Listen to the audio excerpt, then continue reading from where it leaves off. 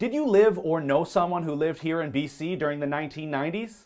The 90s were a decade of darkness in BC under the NDP after they came to power in 1991. But that was over 25 years ago now, and with a recent poll out this first week of the election campaign that states that 71% of millennials disapprove of BC Liberal Premier Christy Clark, I think a refresher is in order. Now look, I'm a millennial too, but at 31 I'm on the older end of the millennial generation. Many will not have much of a memory of what life was like in BC during the 90s. Hopefully their parents will, but if not, or if you're new to BC and didn't experience our decade of darkness, then let's take a brief trip down memory lane together. In 1991, the BC NDP were led by former Vancouver Mayor Mike Harcourt. They won just their second election in our history, coming back to power for the first time since 1975. While Harcourt was more of a moderate than many of the modern dippers of today, his first and only term in office was marred by a big scandal known colloquially as Bingo Gate. NDP MLA and former BC Finance Minister David Stupich was busted skimming money raised by a bingo charity in Nanaimo and funneling those dollars to the BC NDP political party. Stupich faced 64 charges and eventually pled guilty to fraud in 2001.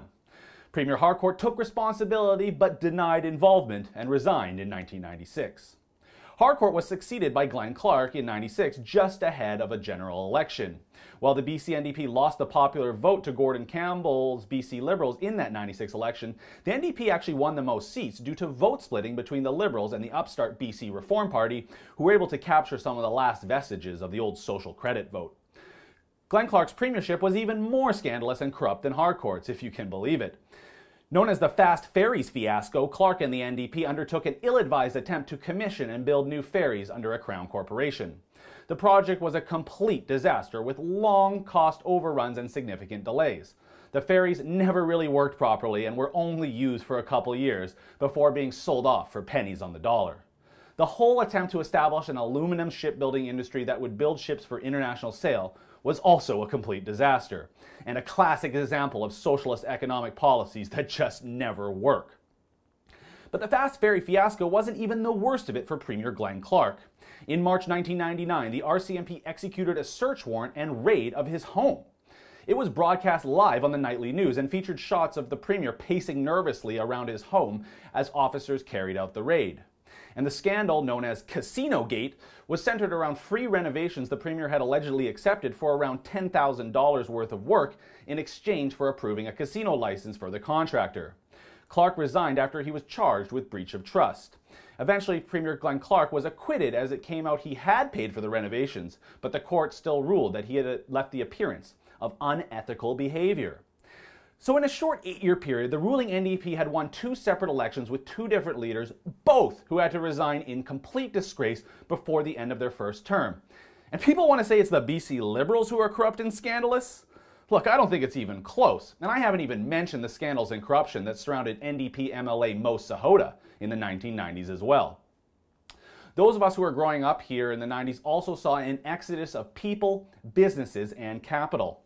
In typical NDP fashion, corporate taxes were raised far too high to 17.5%, especially compared to Alberta at the time. Income taxes, too, continued to rise, burdening our economy. By the time the NDP were removed from power in 2001, losing every single seat they held and contested except for 2, the new Liberal government and Premier Gordon Campbell gave everyone, wealthy, middle class, and poor, a 25% across-the-board tax cut and set off to reduce the corporate tax rate all the way down to 10%. In what I call the most legendary set of tax cuts ever, they were badly needed. Now, it's been 16 years since we exorcised the NDP from power, and we've only really now kind of recovered. Though we never will see the head offices return from Calgary or Toronto that left in the 90s.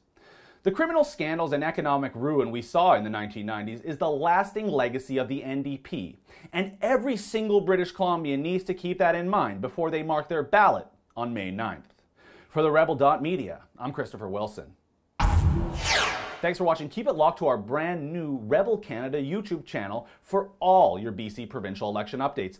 I'll do my best to expose the NDP for what they are so we don't get a repeat surprise like they had in Alberta.